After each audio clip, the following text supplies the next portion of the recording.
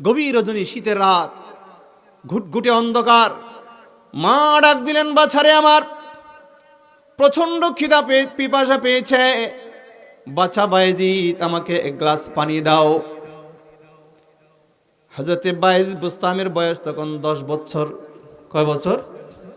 10 বছরের সন্তান। কলসির কিনারে গিয়ে দেখে পানি নাই কলসিতে, 1 মাইল দূর থেকে পানি আনতে হবে। চিন্তা করলেন, আমরা তো বলবো মা কলসিতে পানি নাই, কোত্থেকে দেব, এই বলে ঘুমিয়ে পড়ব। কিন্তু বায়েজিদ বুস্তামি রহমতুল্লাহ আলাইহি কি দেখালেন, আমার মা জননী পানি চেয়েছেন, মাকে যদি পানি পান করাতে না পারি, আমার মা জননী অন্তরে কষ্ট পাবে। মা আমার কষ্ট পেয়ে গেলে আমার আল্লাহ নারাজ হয়ে যাবে। আল্লাহ যদি নারাজ হয়ে যায়, আমার খোদার খোদাই সবকিছু, আমার দুনিয়া আখিরাত সবকিছু বরবাদ হয়ে যাবে। আলহামদুলিল্লাহি রাব্বিল আলামিন খালিকিস সামাওয়াতি ওয়াল আরদিন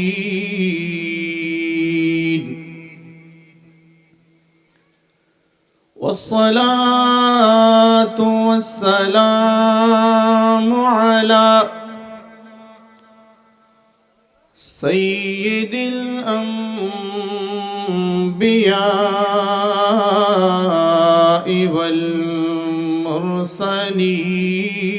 والمرسلين وعلى آله وأصحابه أجمعين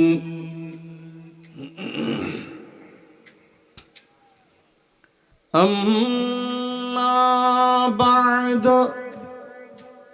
فقد قال الله تعالى عز وجل في شان حبيبه مخبرا وآمرا إن الله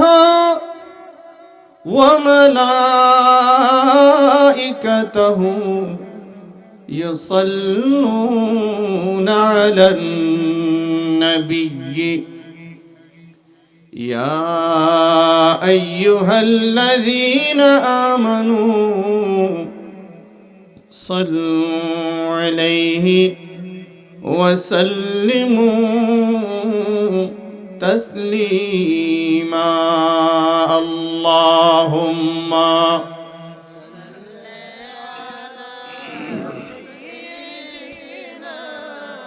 مولانا محمد وعلى آله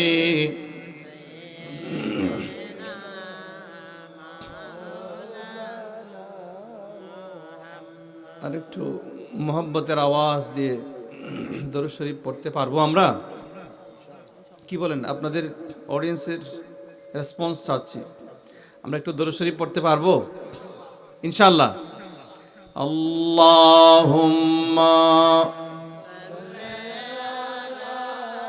সাইয়্যিদিনা মাওলানা মুহাম্মদ ওয়া আলা আলি সাইয়্যিদিনা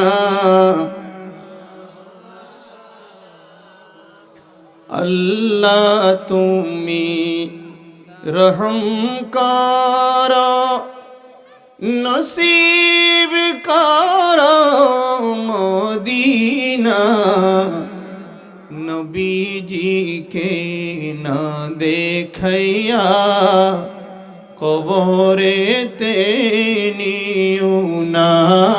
আল্লাহুম্মা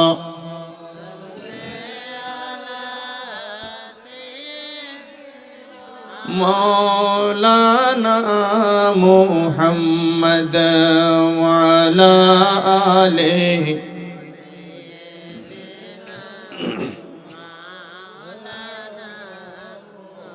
ইচ্ছা করলে দয়াল নবী থাকতে পারতেন আরশে উম্মতেরি মায়ায় পড়ে শুয়ে আছেন মদিনা আল্লাহুম্মা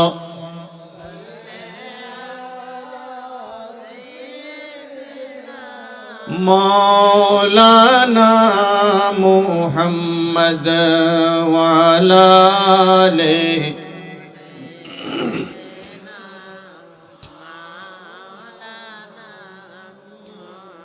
در شب معراج بوده جبرائیل در کعب পানে হাদা বরসরিরে গুম্বদে খদরা তুই আল্লাহুম্মা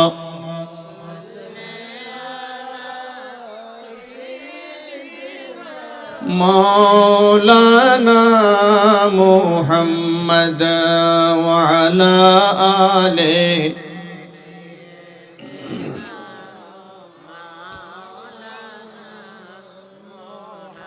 صلاة يا رسول الله عليكم سلام يا حبيب الله ببري جاء مشتاق درجة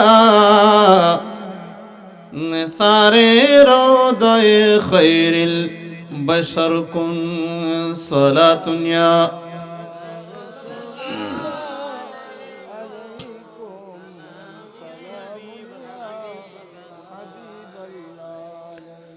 أعوذ بالله من الشيطان الرجيم بسم الله الرحمن الرحيم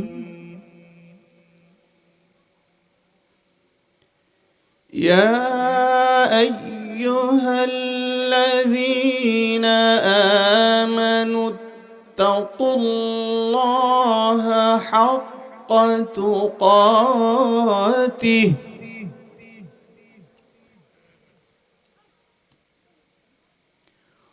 ولا تموتن إلا وأنتم مسلمون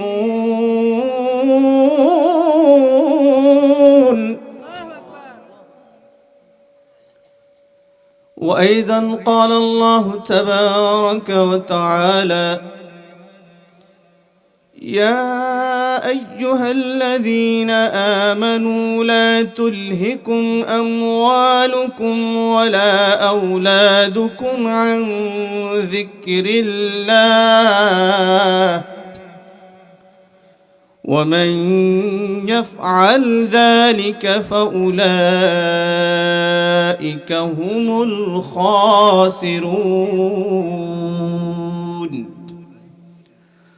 صدق الله مولانا العظيم وبلغنا رسوله النبي الأمين الكريم ونحن على ذلك لمن الشاهدين والشاكرين والحمد لله رب العالمين رب صل وسلم وبارك عليه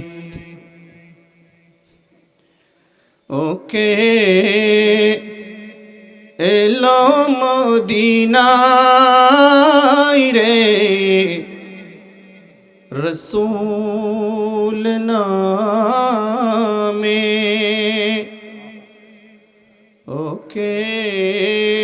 এলো মদিনায় রে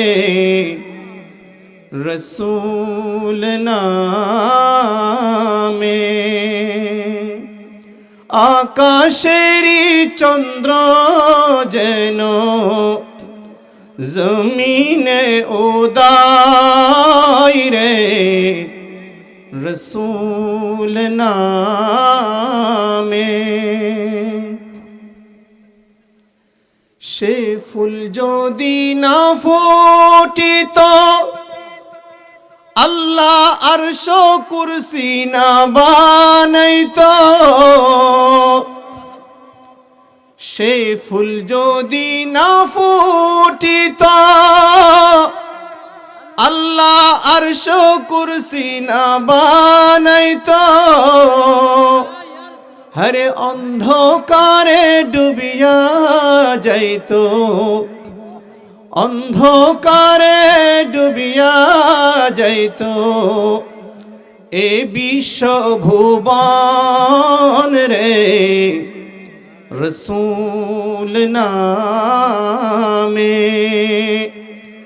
ওকে এলো মদিনায় রে, রসূল নামে।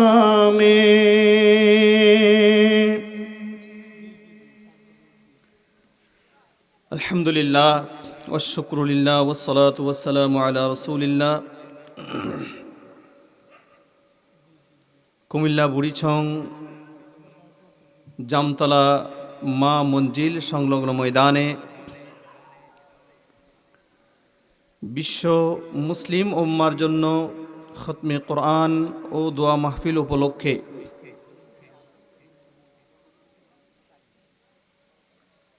আয়োজিত আজিমুশান আজকের এই মিলাদ মাহফিলের পরম শ্রদ্ধেয় সম্মানীয় সভাপতি, জামতলা কেন্দ্রীয় জামে মসজিদের সুযোগ্য খতিবে মুকাররম হযরত মৌলানা মোহাম্মদ কামালুল হক কাউসার সাহেব মুদ্দাজিল্লাহুল আলী, আজকের মাহফিলের প্রধান অতিথি, সারা বাংলায় সাড়া জাগানো প্রখ্যাত ওয়ায়েজ, প্রখ্যাত আলেমে দ্বীন, ঢাকা জিন্নুরাইন ওয়ালিয়া সুন্নিয়া ট্রাস্টের সম্মানীয় প্রতিষ্ঠাতা চেয়ারম্যান হযরতুল হাজ আল্লামা হাফেজ ওলিউল্লাহ আশিকি হাফিজাহুল্লাহ, আজকের এই মাহফিলের অন্যতম আকর্ষণ ময়মনসিংহ আল্লামা শাহ সুফি খাজা সাইফুদ্দিন রহমতুল্লাহ আলাইহি জামে মসজিদ লালকুটির দরবার শরীফের সম্মানীয় খতিব মুকাররম হযরত মৌলানা মোহাম্মদ হাসমতুল্লাহ আল মুজাদ্দিদি জিদা মজদুহু ওয়া ইলমুহু ওয়া শরফু মাহফিলে তশরিফ ফরমা আছেন। এই কুমিল্লার কৃতি সন্তান, চট্টগ্রাম জামিয়া আহমদিয়া সুন্নিয়া আলিয়ার এক সময়ের কৃতি শিক্ষার্থী, মিশর আল আজহার বিশ্ববিদ্যালয় থেকে যিনি পড়াশোনা করে ডিগ্রি নিয়ে এসেছেন, আপনাদের এলাকার সুপরিচিত ব্যক্তিত্ব আমার বন্ধুবর মৌলানা হাফেজ মোহাম্মদ আশিকুর রহমান মজুমদার আল আজহারি মুদ্দাজিল্লাহুল আলী, চট্টগ্রাম থেকে আগত বিশিষ্ট নাত খাঁ, ইসলামী সঙ্গীত শিল্পী, যারা মাগরিবের পর থেকে এতক্ষণ পর্যন্ত আপনাদেরকে হামদে বারি তাআলা নাতে মুস্তাফা সাল্লাল্লাহু আলাইহি ওয়াসাল্লাম পরিবেশনের মাধ্যমে মাতিয়ে রেখেছেন শায়ের মোহাম্মদ আমিরুজ্জামান কাদেরী এবং শায়ের মোহাম্মদ আহসান হাবিব কাদেরী। আল্লাহ পাক তাদের কণ্ঠের মধ্যে আরো বেশি বরকত দান করুন, আমিন। আল্লাহ তাদের কণ্ঠকে আরো দরাজ করুন, এই নিয়ামতকে আমৃত্যু ধরে রাখার তৌফিক দান করুন, আমিন। উপস্থিত আজকের মাহফিলের সঞ্চালক হাফিজ মোহাম্মদ মৌলানা মোহাম্মদ মুজাম্মিল, হাফেজ মোহাম্মদ আমানুল্লাহ সহ এলাকার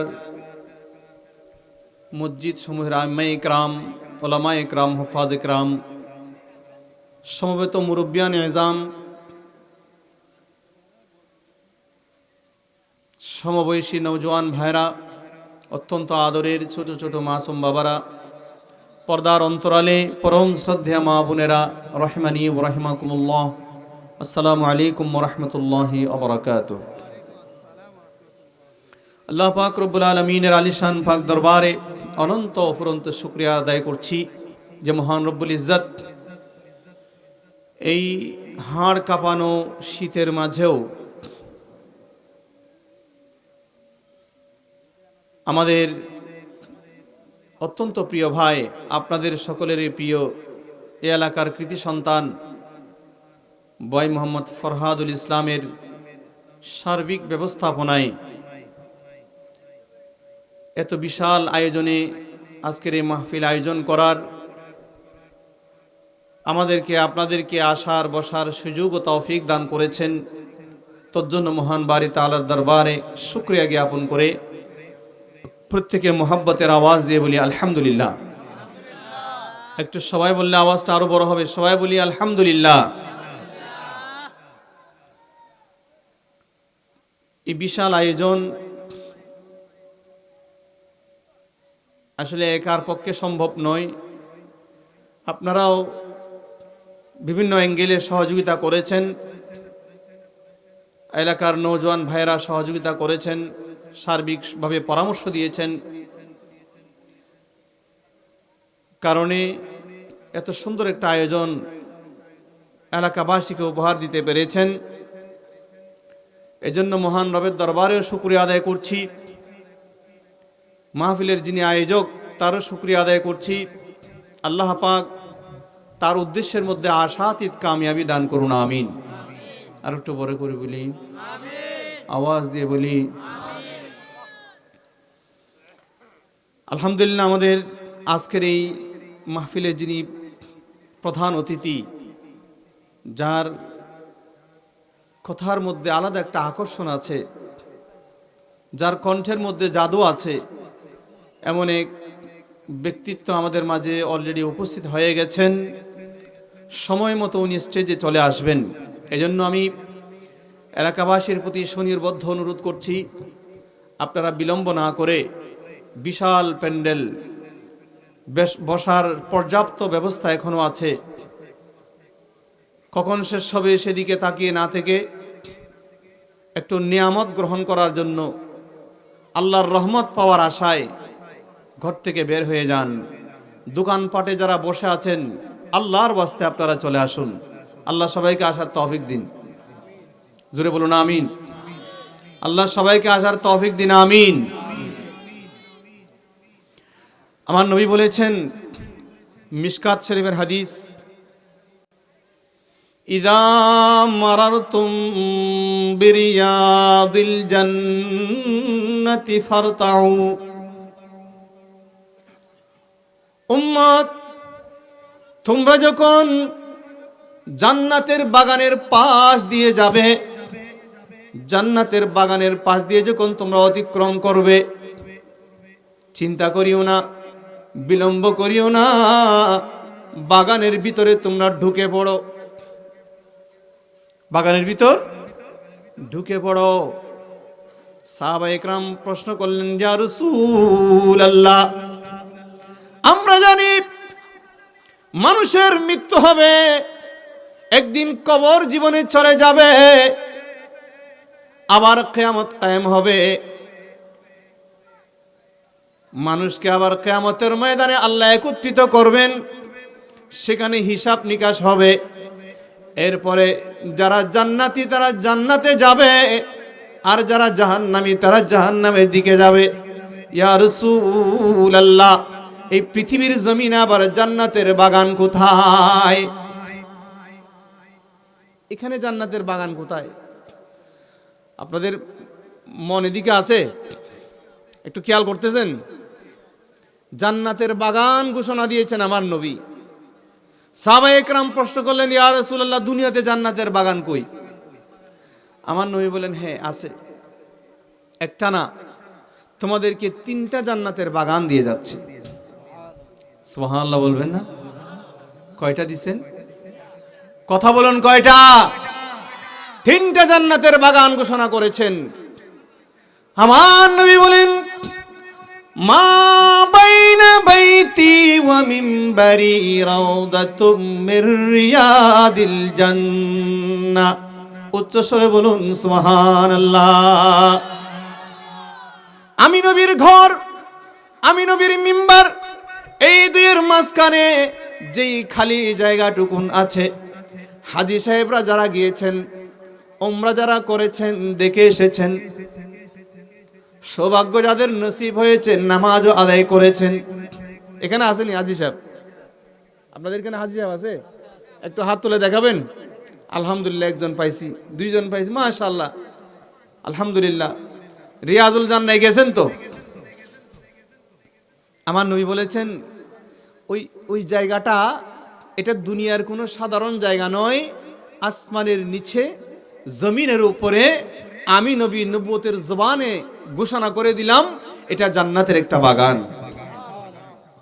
যে আল্লাহর বান্দা এই জান্নাতের বাগানের ভিতর ঢুকে পড়বে, যদি 2 রাকাত নামাজ সেখানে আদায় করতে পারে, এই 2 রাকাত নামাজ রিয়াদুল জান্নাহ আদায় করার পরে যখন বান্দা সেখান থেকে বের হবে, সে যেন ওই সন্তানের মতো ফিরে আসবে, যেই সন্তানটি এইমাত্র মায়ের বুক থেকে, মায়ের গর্ভ থেকে ফিরে এসেছে। মায়ের গর্ভ থেকে একটা সন্তান, নিষ্পাপ সন্তান যেভাবে বের হয়, কোন আল্লাহর বান্দা সেই রিয়াদুল জান্নাহ, জান্নাতের বাগানে ঢুকে পড়ে 2 রাকাত নামাজ আদায় করতে পারলে, আমার নবী ঘোষণা দিয়েছেন, সে নিষ্পাপ হয়ে বের হয়ে আসবে। আল্লাহ সবাইকে তৌফিক দান করুক। জোরে বলুন। জান্নাতের বাগান তোমায় নবী বলেছেন, খাকে শেফার অধিকারী তোমায় করেছেন। আরে তোমার বুকে শুয়ে আছেন শাহে মদিনা, সব ভুলিব কিন্তু তোমায়, সব ভুলিব কিন্তু তোমায়। মুমিন সব বলতে পারে, কিন্তু মদিনা বলতে পারে। আশেক সব বলতে পারে পৃথিবীর, কিন্তু আমার নবীকে, আমার নবীর সেই মদিনাতুল মুনাওয়ারাকে বলতে পারে। আমার নবী সেখানে জান্নাতের বাগান ঘোষণা করেছেন। আরেকটা বাগান উম্মত তোমাদের ঘরে ঘরে আছে। সুবহানাল্লাহ বলবেন না? কোথায় আছে? ঘরে ঘরে আছে। উম্মত, আরেকটা জান্নাতের বাগান আছে। আরেকটা জান্নাতের ঘোষণা দিচ্ছি, আল জান্নাতু তাহতা আকদামিল উম্মাহাত। শুনো উম্মত, তোমাদের প্রত্যেকের মায়ের কদমের নিচে তোমাদের জন্য জান্নাত। মায়ের কদমের নিচে কার জান্নাত? সন্তানের জান্নাত ঘোষণা দিয়েছেন। জান্নাত তোর ঘরের ভিতরে আছে। আমরা সেই জান্নাতের কদর বুঝি না। মাকে বাবাকে অবহেলা করি, গালিগালাজ করি, দূর দূর করে তাদেরকে তাড়িয়ে দেয়, নানাভাবে তাদেরকে কষ্ট দেয়। অনেক সন্তানের সাথে পিতার সাথে কোনো মিল, ঘরে ঘরে মিল নাই, বাইরে বাইরে মিল নাই, সংসারের ভিতর মিল নাই, স্বামী স্ত্রীর ভিতর মিল নাই, সব অশান্তি। এমনকি সন্তানার বাবা মার সাথেও অনেক ঘরে মিল আছে কি না? আমার নবী বলেছেন, তোমাদের ঘরে তোমাদের জান্নাত আছে। প্রত্যেকটা মায়ের কদমের নিচে সন্তানের জন্য বেহেশত রাখা হয়েছে। কি মানি? যে সন্তান তার মাকে ইজ্জত দিতে পারবে, বাবাকে সম্মান দিতে পারবে, মা বাবাকে যারা ইজ্জত কদর করতে পারবে, দুনিয়াতে তাদের জন্য জান্নাত নিশ্চিত হয়ে যাবে। ও গো মা, তুমি এই পৃথিবীর শ্রেষ্ঠ নিয়ামত, তোমারই চরণ তলে রয়েছে জান্নাত, তোমারই কদম তলে রয়েছে জান্নাত। ঠিক কিনা বলেন? আল্লাহ আমাদের প্রত্যেককে মা বাবার কদরদানি করে, ইজ্জত করে, সম্মান দিয়ে তাদেরকে যথাযথ কদর করে এই দুনিয়াতে জান্নাত নিশ্চিত করার তৌফিক দান করুন, আমিন। জোরে বলুন আমিন। আরে বাবা, এক রাতের খেদমতের বিনিময়ে মার সেবা করেছেন একটা রাত, এর বিনিময়ে গোটা খোদায় আজকে তাকে চিনতে পেরেছে। তার নাম বায়েজিদ বুস্তামি রহমতুল্লাহ আলাইহি। জোরে বলুন না সুবহানাল্লাহ। একটা রাত মাকে খুশি করেছেন। গভীর রজনী, শীতের রাত, ঘুটঘুটে অন্ধকার। মা ডাক দিলেন, বাছারে আমার, প্রচন্ড খিদা পিপাসা পেয়েছে, বাছা বায়েজিদ আমাকে এক গ্লাস পানি দাও। হযরতে বায়েজিদ বুস্তামির বয়স তখন 10 বছর। কয় বছর? 10 বছরের সন্তান। কলসির কিনারে গিয়ে দেখে পানি নাই কলসিতে, 1 মাইল দূর থেকে পানি আনতে হবে। চিন্তা করলেন, আমরা তো বলবো মা কলসিতে পানি নাই, কুত্তেকে দেব, এই বলে ঘুমিয়ে পড়ব। কিন্তু বায়েজিদ বুস্তামি রহমতুল্লাহ আলাইহি কি দেখালেন? আমার মা জননী পানি চেয়েছেন, মাকে যদি পানি পান করাতে না পারি, আমার মা জননী অন্তরে কষ্ট পাবে। মা আমার কষ্ট পেয়ে গেলে আমার আল্লাহ নারাজ হয়ে যাবে। আল্লাহ যদি নারাজ হয়ে যায়, আমার খোদাই সবকিছু, আমার দুনিয়া আখিরাত সবকিছু বরবাদ হয়ে যাবে। এই চিন্তা করে 10 বছরের বালক বায়েজিদ বুস্তামি খালি কলসি নিয়ে বের হয়ে পড়লেন। ঘুটঘুটে অন্ধকার, প্রচন্ড শীত, এমন গভীর রাতে 1 মাইল দূর থেকে পানি আনতে আনতে দেখে মা জননী আবার ঘুমিয়ে পড়েছেন। গ্লাস ভর্তি করে পানি নিয়ে মায়ের মাথার কিনারে ঠায় দাঁড়িয়ে আছেন। কখন যে মা ঘুম থেকে উঠবে সেই ভারী খবর হয়ে যেত। এত আইটেম, এত মশলা, এগুলা দেওয়ার প্রয়োজন হতো না। এখন এত মশলা দেয়, এত আইটেম ব্যবহার করে, তারপরে খুশবু বের হয় না। হাতের বরকত চলে গেছে। ঠিক কিনা বলেন? আমাদের মা বোনেরা পর্দার বাইরে চলে গেছে। আমরা দেখতে পাই গ্রামগঞ্জে শাক বিহারি, তরকারি বিহারি, দুধ বিহারি, মাছ বিহারি। বিহারি চিনেননি? যারা এগুলা নিয়ে ব্যবসা করে, গাড়ি নিয়ে নিয়ে ব্যবসা করে না, ওরা মানুষের ঘরে ঘরে, বাড়িতে বাড়িতে ঢুকে পড়ে। স্বামী তো গেছে চাকরিতে, মা বোনেরা সবাই বের হয়ে যায় একসাথে। কোথায় পর্দা, কোথায় কি? ওই ব্যক্তির সাথে কথা বলে বলে তার সাথে সওদা করে, জিনিসপাতি ক্রয় করে, আর এগুলা রান্না করে স্বামীকে যখন খাওয়ায়, স্বামী তো দয়ুস, সে একবার জিজ্ঞেস করে না, বিবি আমার ঘরে তো এত খাবার ছিল না, আমি তো বাজার করতে পারি না, এগুলো কোত্থেকে আসছে? এই প্রশ্নটা করে না। এজন্য আমাদের মা বোনেরা আরো বেশি বেপরোয়া হয়ে যাচ্ছে, ওরা পর্দা থেকে বের হয়ে যাচ্ছে। যাক, আমি যা বলতে চেয়েছিলাম, হযরতে সাইয়েদনা বায়েজিদ বুস্তামি রহমতুল্লাহ আলাইহি মায়ের মাথার কিনারে দাঁড়িয়ে আছে। মুয়াজ্জিন যখন মসজিদের মিনারা থেকে আজান শুরু করলেন, আল্লাহু আকবার, আল্লাহু আকবার বলতে বলতে যখন আসসালাতু খায়রুম মিনান নাওম, ঘুম থেকে নামাজ উত্তম, ও আল্লাহর বান্দা বান্দিনী উঠে যাও। সারাদিন আল্লাহর নিয়ামত খেয়েছ, সারা রাত ঘুমিয়েছ, এবার উঠে যাও। ঘুম থেকে নামাজ উত্তম, ঘুম থেকে নামাজ উত্তম, উঠে যাও। এভাবে যখন ডাক দিলেন, আমাদের মারা বলে আমার জন্য নামাজ থেকে ঘুম উত্তম, কিন্তু আল্লাহর ওলিরা বলেন ঘুম থেকে নামাজ উত্তম।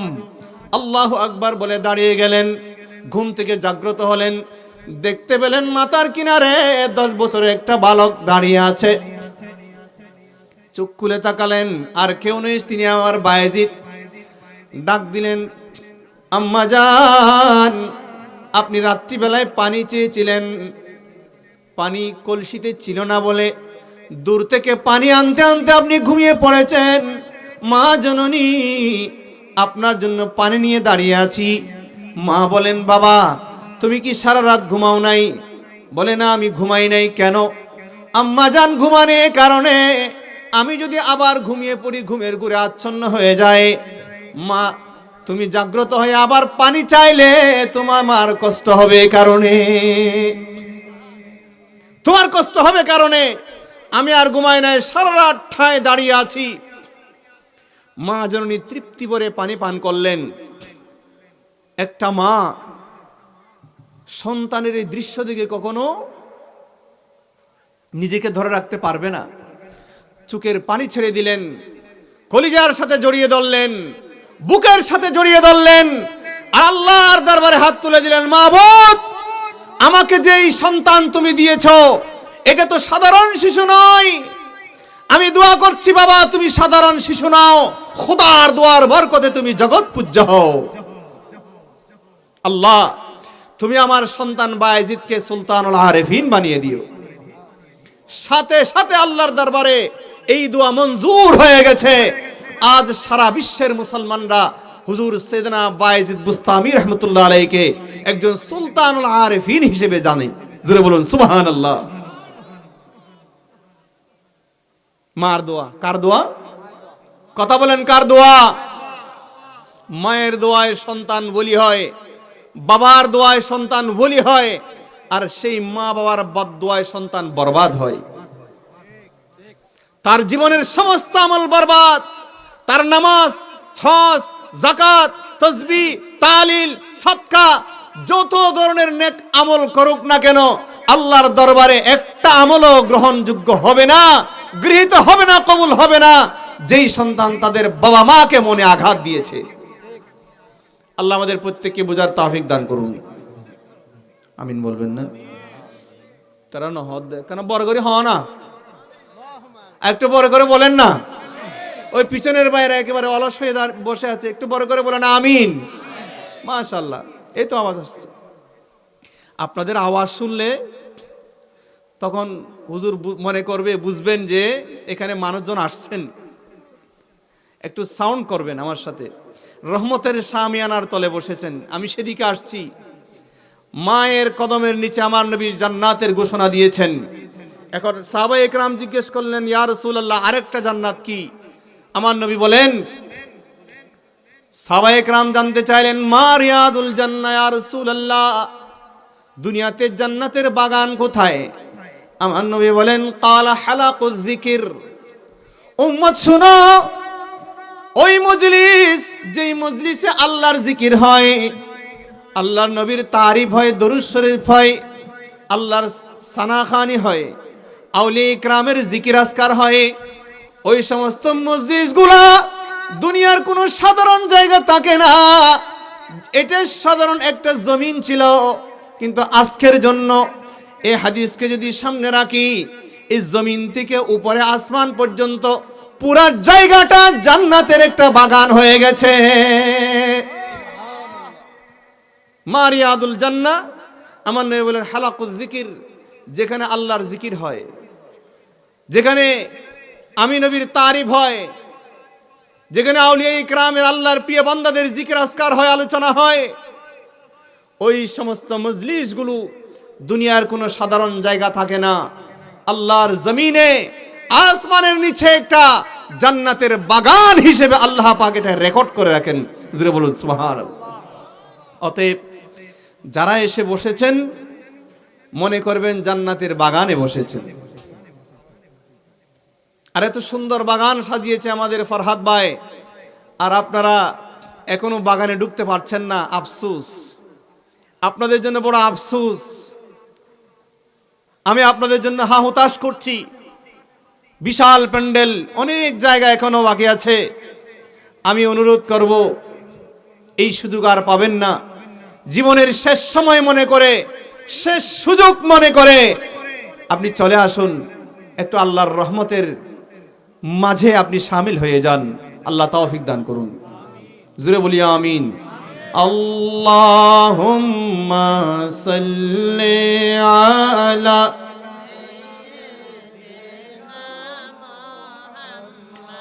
নাবিয়িনা শাফিঈনা মাওলানা মুহাম্মাদ আল্লাহুম্মা সাল্লি আলা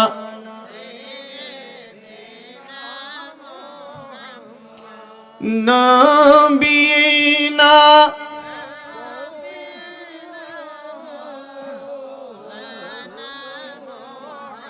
আমার ভাইরা আসুন, আমি আল্লাহর কোরআন থেকে দুইটি আয়াতে কারিমা তেলাওয়াত করেছি বরকতের জন্য। আমার আল্লাহ ডাক দিচ্ছেন, ইয়া আইয়ুহাল্লাযীনা আমানু তাকুল্লাহা হাক্কা তুকাতিহি ওয়া লা তামুতুন্না ইল্লা ওয়া আনতুম মুসলিমুন।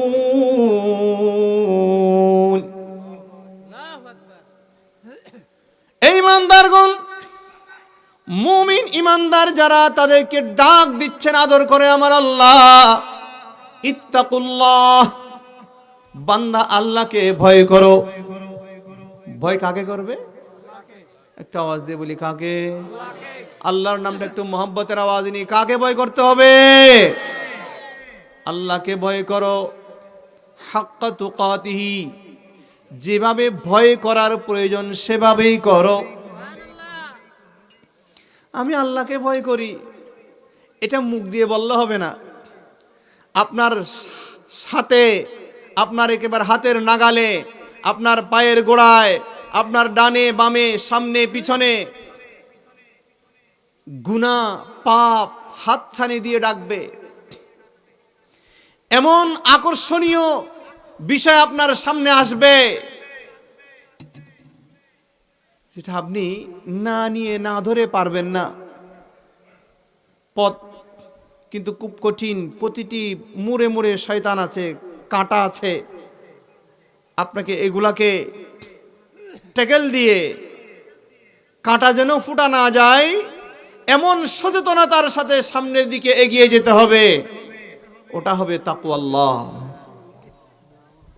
আল্লাহকে ভয় করার মতো করতে হবে। আমার আল্লাহ ডাক দিচ্ছেন, খবরদার বান্দা, লা তামুতুন্না ইল্লা ওয়া আনতুম মুসলিমুন। আমরা তো এমনি মুসলমান ঘরে জন্ম নিয়েছি। আমরা এখানে যারা আসছে, এখানে কোনো হিন্দু আসছে? কথা বলেন, আসছেনি? বৌদ্ধ আসছে? খ্রিস্টান আসছে? আমরা যারা আসছি সবাই মুসলমান। কিন্তু আমাদেরকে আল্লাহ আবার বলছেন, খবরদার খবরদার ইমানদাররা, মুসলমান না হয়ে মৃত্যুবরণ করিও না। মুসলমান না হয়ে মৃত্যুবরণ করিও না। আমার কাছে আবার আসতে হবে তোমাদেরকে, তবে আসবে তো মুসলমান হয়ে আসিও, পাক্কা ইমানদার হয়ে আসিও। খাঁটি মুমিনকে আমার নবী বলেছেন, আলা আলা ঈমান লিমাল্লাহ মুহাব্বাত আলা, যার ভিতরে আমি নবীর মুহাব্বত নাই তার ভিতরে ঈমানও। তাহলে প্রকৃত ঈমানদারকে, যিনি সত্যিকার আশিক রাসূল, যার কলবের মধ্যে নবী মুস্তাফার মুহাব্বত রয়েছে, জোরে বলুন সুবহানাল্লাহ। যার অন্তরে, যার কলবে নবী মুস্তাফার মুহাব্বত আছে, সে কোনোদিন ঘুষ খেতে পারে না, সে কোনোদিন সুদ খেতে পারে না, সে হারাম খেতে পারে না, মিথ্যা কথা বলতে পারে না, ওজনে কম দিতে পারে না, মানুষের সাথে প্রতারণা করতে পারে না, ধোঁকাবাজি করতে পারে না। সে সব সময় আল্লাহকে ভয় করবে, আল্লাহর হাবিবের আদর্শকে সামনে রাখবে। ঠিক কিনা বলেন? আল্লাহ আমাদেরকে ওই অর্থে মুসলমান হওয়ার তৌফিক দান করুন, জোরে বলুন আমিন। প্রকৃতপক্ষে যদি নবীর গোলাম হতে পারি তো বেড়া পার, দুনিয়াও সফল, আখিরাতও সফল। নবী মুস্তাফার আশিক গোলাম যদি হতে পারি।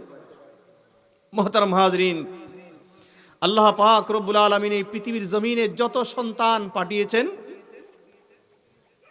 আমার নবীর হাদিস মিশকাত শরীফে আছে, সহিহ বুখারী শরীফের হাদিস, قال النبي صلى الله عليه وسلم كل مولود يولد على الفطرة, সমস্ত সন্তান ফিতরতের উপর জন্মগ্রহণ করে। কি মানি? প্রত্যেকটা সন্তান মুসলমান হয়েও জন্মগ্রহণ করে। হিন্দুর ঘরে যেটা আসছে ওইটাও মুসলমান হয়ে আসছে, আমার নবীর হাদিসকে সামনে রাখি। খ্রিস্টানের ঘরে যারা আসছে, যে সন্তানটা আসছে ওটাও মুসলমান হয়ে আসছে।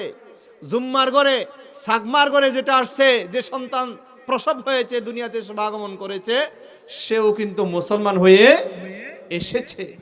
কুল্লু মাউলুদিন ইউলাদু আলাল ফিতরাতি।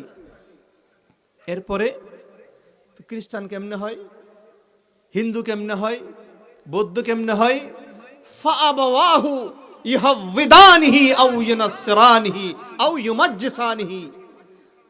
যে ঘরে এসেছে সেই ঘরের বাবা মাই তাকে ইহুদি বানায়, খ্রিস্টান বানায়, মজুসি বানায়, অগ্নিপূজক বানায়, আমার নবীর হাদিস।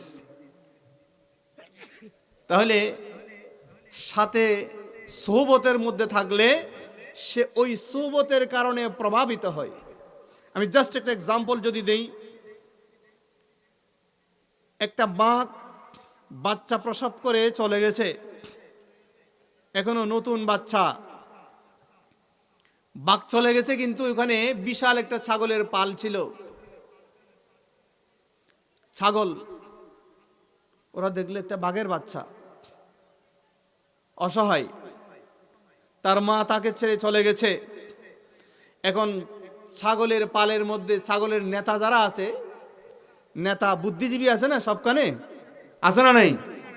বুদ্ধিজীবী সবখানে আছে। তো ছাগলের মধ্যে কয়েকজন বুদ্ধিজীবী বাইর হয়েছে। একজনে বলে এটা বাঘের বাচ্চা, যেহেতু এটাকে রাখা যাবে না, মেরে ফেলো।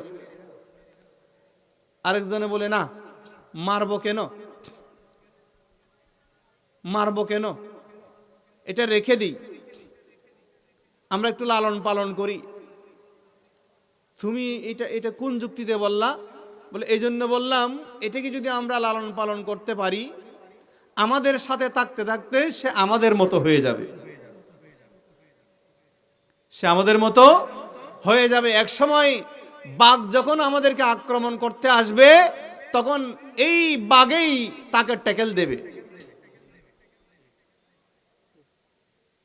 সোহবতের মধ্যে থাকতে থাকতে ছাগল দুধ পান করিয়েছে, ওদের সাথে চড়াচ্ছে, চড়তে চড়তে এক সময় বাঘ তার আসল মৌলিকত্ব হারিয়ে ফেলেছে।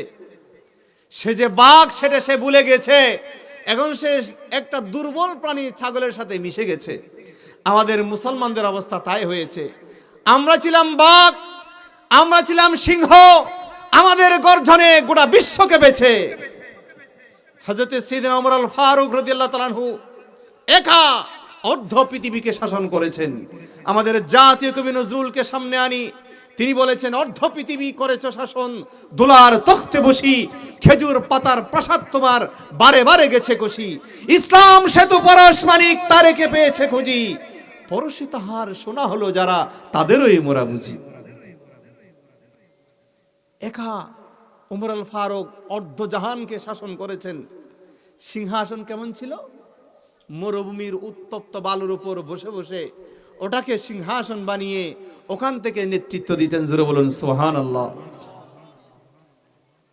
আর আমরা সাধারণ একটা মেম্বার হতে পারলে তো চলে, আঙ্গুল ফুলে কলা গাছ 6 মাসে, বেশি সময় লাগে না তো। নির্বাচনের সময় যা খরচ করছে তো 2 মাসে উঠে ফেলে, 6 মাস আঙ্গুল ফুলে কলা গাছ হয়ে যায়। সাইয়েদনা ওমর আল ফারুক রাদিয়াল্লাহু তাআলা আনহু যে পোশাকটা পরিধান করেছেন, সেই জুব্বার মধ্যে 12টা তালে জোড়া ছিল। কয়টা? ইসলাম এমনি আসে নাই, আর ইসলাম এমনিতেই প্রচার প্রসার হয় নাই। ওনাদের ত্যাগের ফসল আজ সারা বিশ্বব্যাপী ইসলাম ছড়িয়েছে। আমরা দেখতে পাই, একদিকে অর্ধ পৃথিবী শাসন করেছে ওমর আল ফারুক রাদিয়াল্লাহু তাআলা আনহু। জাতীয় কবি নজরুল বলেছেন, ইসলাম সেতু পরশ মানিক, তারে কে পেয়েছে খুঁজি।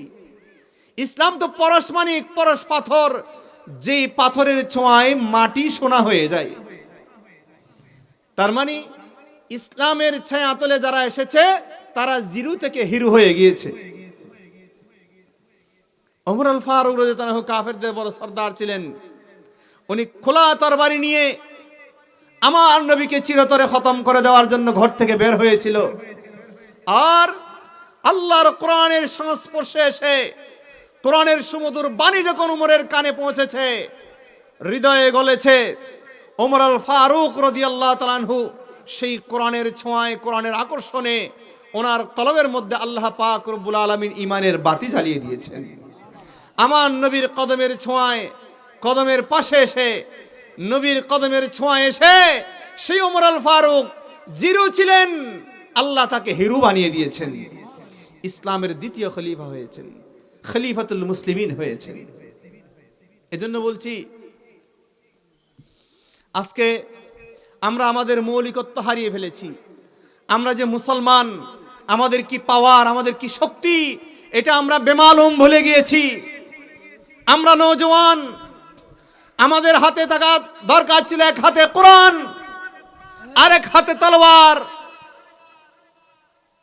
বীর মুজাহিদের পরিচয় দেওয়ার কথা ছিল, কিন্তু দেখা যাচ্ছে আজকে ফিলিস্তিনের জমিনে 50 বছর ধরে ওরা মার খাচ্ছে।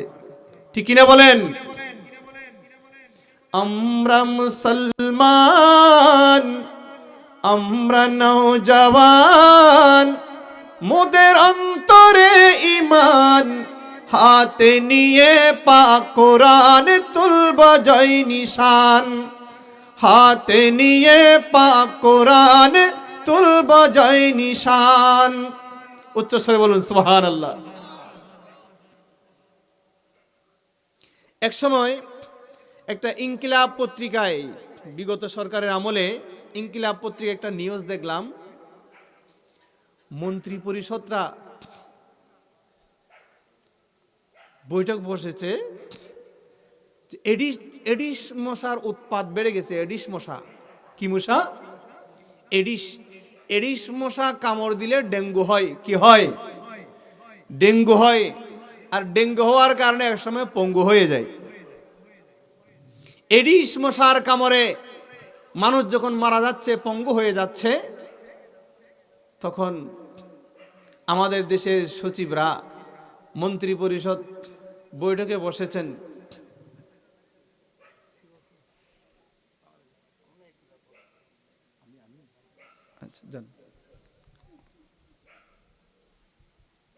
সিদ্ধান্ত নিচ্ছেন। আপনাদের এদিকে আকর্ষণ আছে, খেয়াল আছে এদিকে? ওনার সাথে কথা বলুন, অসুবিধা নেই। মশার কামড় থেকে কিভাবে বাঁচানো যায়? তাহলে ভয়টা কিসের? মশার ভয়। কিসের ভয়? কিসের ভয়? যাদের হৃদয়ে নাই আল্লাহর ভয়, তাদের ভিতরে ঢুকেছে মশার ভয়। ঠিক কিনা বলেন? মশার ভয় ঢুকেছে। মশা কামড় দিলে মরে যাবে। আমি আশ্চর্য হয়েছি, একটা মশার কামড় থেকে বাঁচার জন্য মন্ত্রী পরিষদের বৈঠক। আর আমার নবীর গোলামীর পরিচয় দিতে পারলে, আমার নবীর হাকিকত গোলামের পরিচয় দিতে পারলে, ওই বান্দার জন্য মশা নয়, বনের বাঘেরও কোনো ভয় নাই। যাদের হৃদয়ে আল্লাহর ভয় আছে, নবীর মোহাব্বত আছে, ওরা কোনোদিন বনের পশুকেও ভয় পায় না। তার একটা নমুনা হাদিস মিশকাত শরীফ সামনে রাখি। আমার নবীর একটা হাদিস, হযরত সাফিনা রাদিয়াল্লাহু তাআলা আনহু, সাফিনা রাদিয়াল্লাহু তাআলা আনহু একজন সাহাবী, নবীর গোলাম। উনি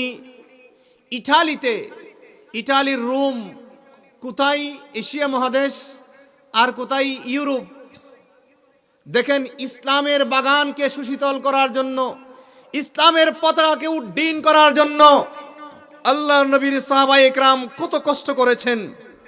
প্লেন ছিল না তখন, বিমানের ব্যবস্থা ছিল না তখন, হাইস মাইক্রো কারের ব্যবস্থা ছিল না। ঘোড়ায় চড়ে, উটের পিঠে চড়ে এক জায়গা থেকে আরেক জায়গায় যেতে হতো, যুদ্ধের ময়দানে যেতে হতো। এখন হলোটা কি? এশিয়া থেকে ইউরোপে গেছেন, ইটালির রোমে জিহাদ করার জন্য। সেখানে জিহাদ করতে করতে এক পর্যায়ে মুসলিম কিছু যোদ্ধা বন্দী হয়ে গিয়েছিল। আর সেই বন্দীদের মধ্যে একজন ছিলেন হযরতে সফিনা রাদিয়াল্লাহু তাআলা আনহু। সালাতুন ইয়া রাসূলুল্লাহ আলাইকুম সালামুন ইয়া হাবিবাল্লাহ আল্লাহুম্মা সাল্লি আলা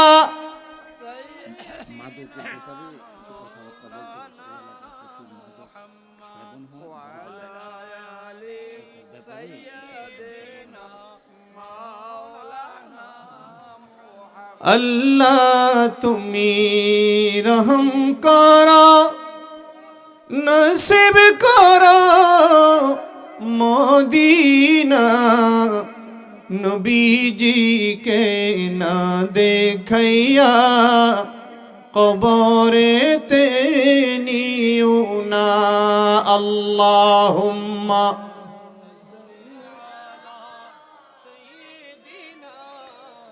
মাওলানা মুহাম্মদ ওয়া আলা আলি সাইয়্যিদিনা।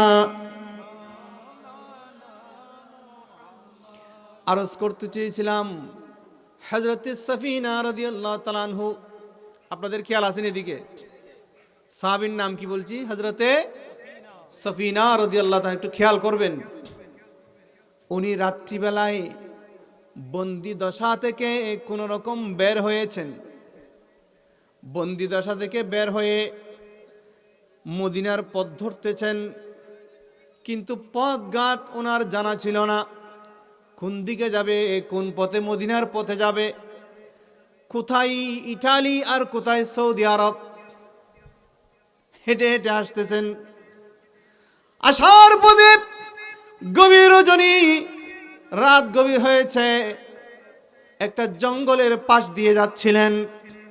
হঠাৎ করে একটা বাঘ, বনের হিংস্র বাঘ হযরত সফিনা রাদিয়াল্লাহু তাআলা আনহুর দিকে, সামনের দিকে এগিয়ে আসছে। বাঘ তো হিংস্র,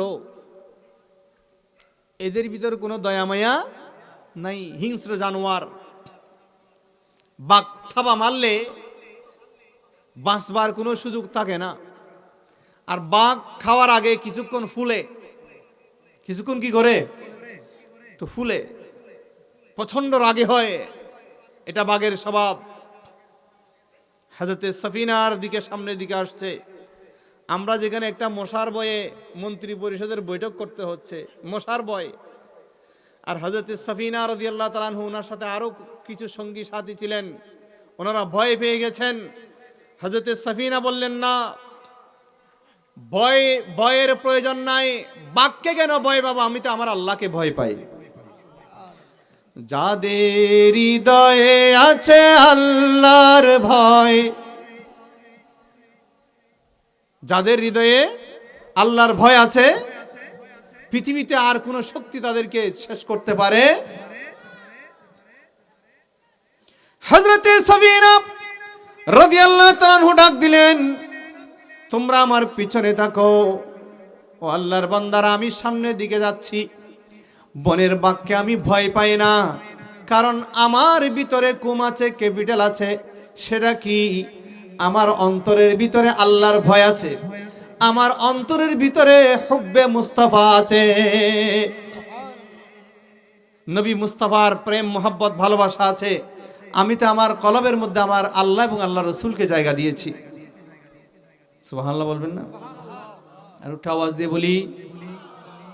সামনের দিকে এগোচ্ছেন।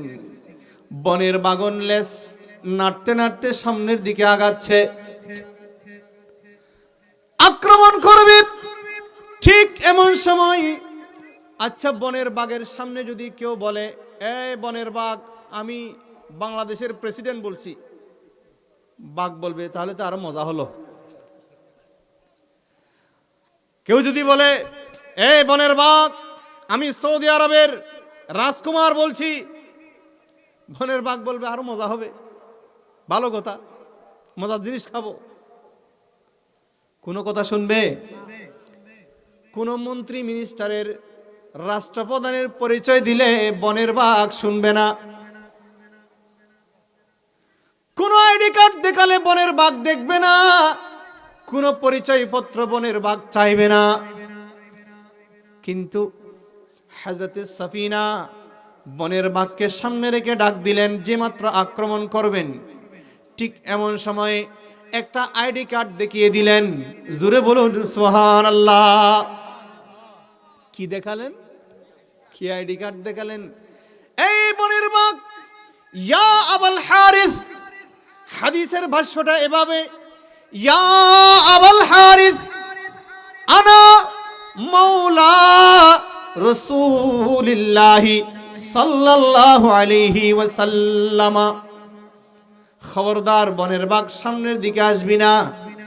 আমার আইডেন্টিটি কার্ড আছে, আমার পরিচয়পত্র আছে, আমি সাধারণ কোনো মানুষ নই, আমি কোনো রাষ্ট্রপ্রধান নই, আমি অমুকের ছেলে তমুকের ছেলে, এই পরিচয় তোমাকে দেব না।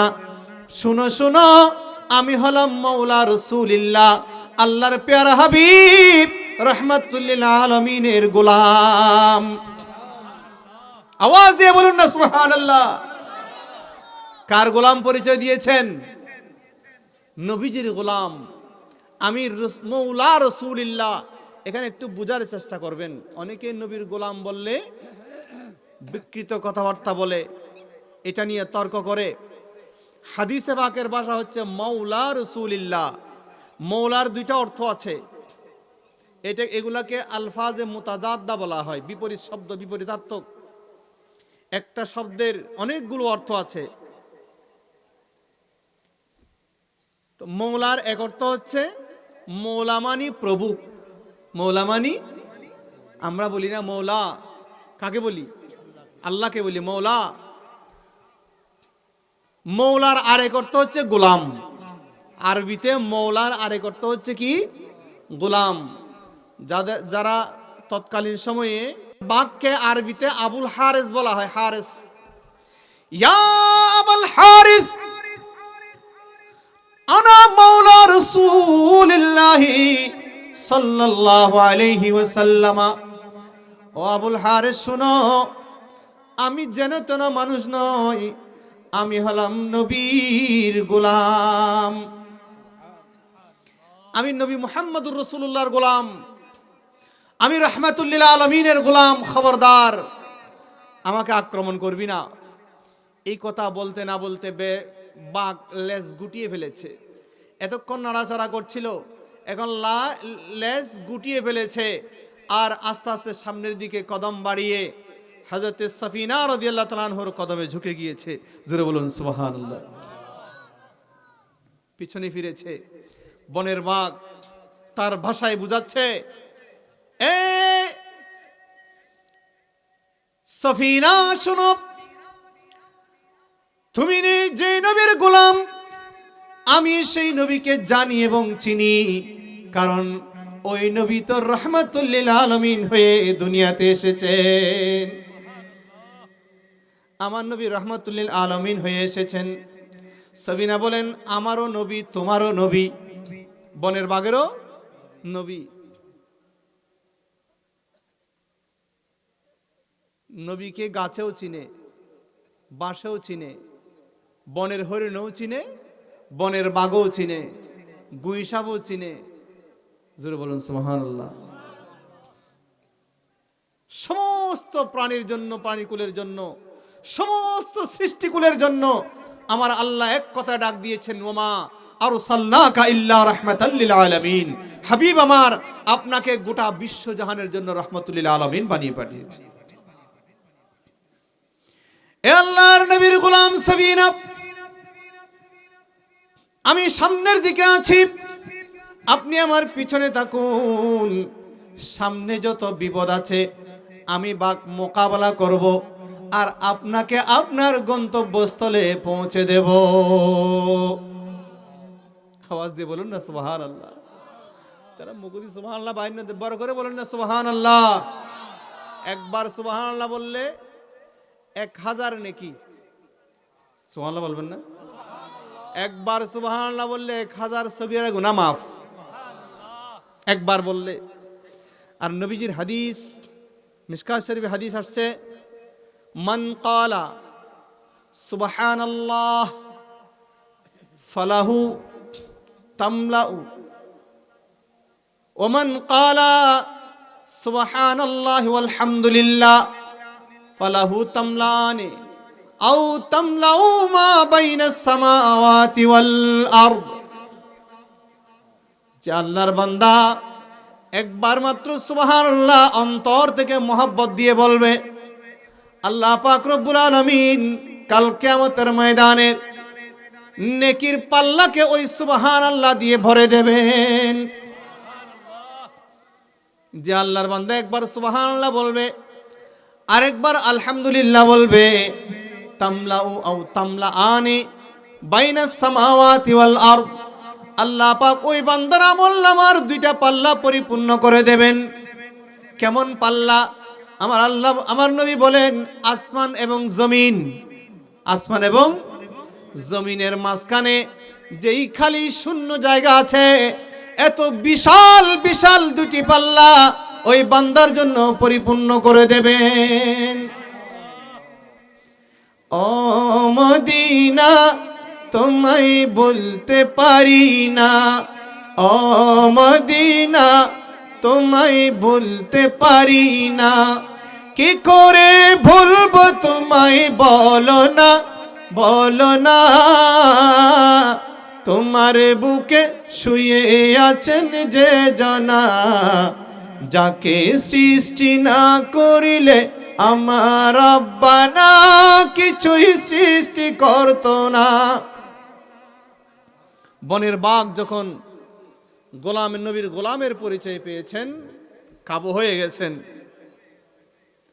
তাহলে যাদের অন্তরের ভিতরে আল্লাহর ভয় আছে, নবীর মুস্তাফার মহব্বত আছে, তাদেরকে বনের বাঘও ভয় পায়, তাদেরকে বনের হিংস্র জানোয়ারও সম্মান করে। আল্লাহু আকবার।